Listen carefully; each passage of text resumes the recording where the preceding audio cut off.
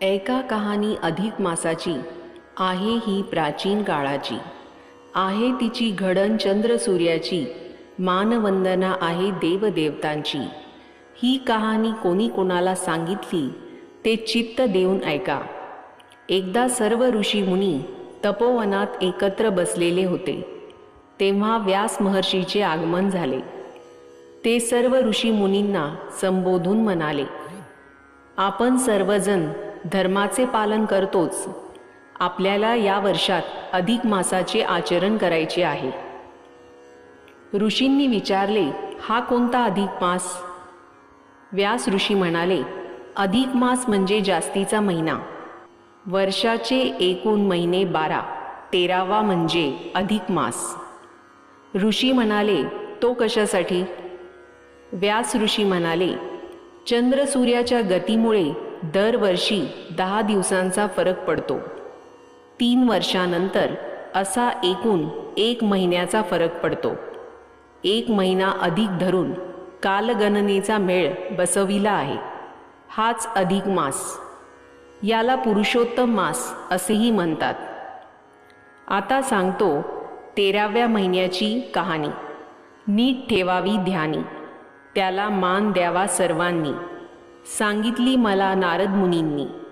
सारेजण शांत झाले, मन लावून ऐकू लागले. व्यास महर्षी बोलू लागले. नारद मुनी भूतलावर फिरत होते.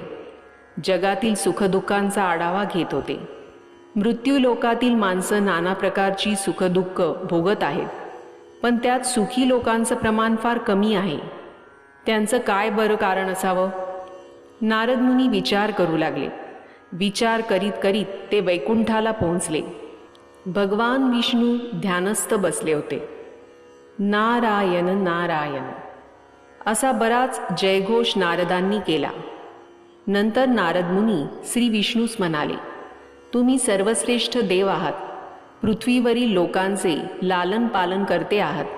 मग तुम्ही कोणाची आराधना करता आणि ती कशासाठी करता, हे मला सांगू शकाल का? तेव्हा भगवान विष्णू म्हणाले, नारद मुनी, तुम्ही म्हणता ते खरं आहे. तुम्ही आता बघून आलात लोक पाप करतायत. त्यात पुण्याचं प्रमाण कमी आहे. पण त्यांनी केलेल्या पापांचं काय? त्यांची तर भरपाई झाली पाहिजे. नारद मुनी म्हणाले, ती भरपाई कशी होईल? भगवान विष्णू म्हणाले, होईल, ती भरपाई पण होऊ शकेल. ती भरपाई करणारा अधिक मास आता येणार आहे. नारद मुनी म्हणाले, अधिक मास? भगवान विष्णू म्हणाले, होय, पापांची भरपाई करणारा अधिक मास. या मासाचं आराध्य दैवत श्री पुरुषोत्तम आहेत. पुरुषोत्तम यांची भक्ती करण्यानं सर्वांना सुख लाभेल आणि तो सुखाचा मार्ग मी दाखवीन.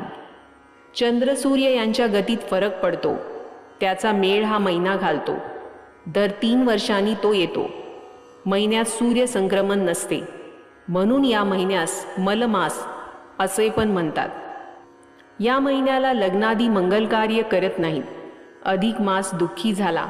आपली गाराणी तो सांगू लागला, सर्वजण माझा तिरस्कार करतात. हौस नाही, मौज नाही, मजा नाही. मला वाईट वाटले. मी ज्योतीत रत्नजडीत सिंहासन आहे. त्या सिंहासन यावर पुरुषोत्तम बसले आहेत. त्या पुरुषोत्तमाचं दर्शन विष्णूंनी मलमासाला घडविलं. दर्शनानं चमत्कार केला. त्या अधिक मासाला दिव्य रूप आलं. लोखंड याचं सोनं झालं. तेव्हा व्यासमुनी म्हणाले, होय, त्या महिन्यात पुण्यकर्म वाढलं. दीपदान, व्रत, नियम, उपवास. लोक पुरुषोत्तमाची भक्ती करायला लागले. त्यांची पापं नष्ट झाली. त्यांचं जीवन फुललं. त्यांच्या इच्छा फळाला आल्या. असा तो अधिक मास पुण्यमास ठरला. या महिन्याचे महत्त्व पांडवांना सांगताना भगवान श्रीकृष्णांनी हेच सांगितले होते की अधिकस्त अधिक फलम. या न्यायाने या महिन्यात स्नान, दान, ग्रंथवाचन, जप, जाप्य ज्या काही गोष्टी कोणी करतील त्यांना जास्तीत जास्त पुण्याची प्राप्ती होईल. त्यांना सुख, शांती, वैभव, समाधान व भगवत कृपा प्राप्त होईल.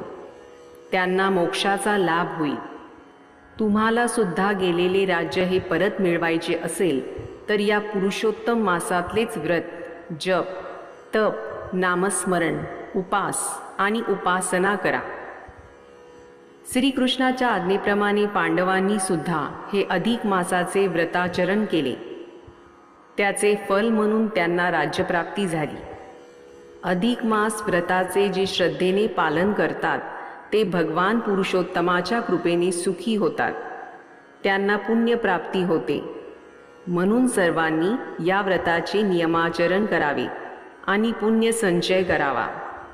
भगवान पुरुषोत्तमाची सेवा करून त्याच्या कृपेने सुखी समाधानी व्हावे.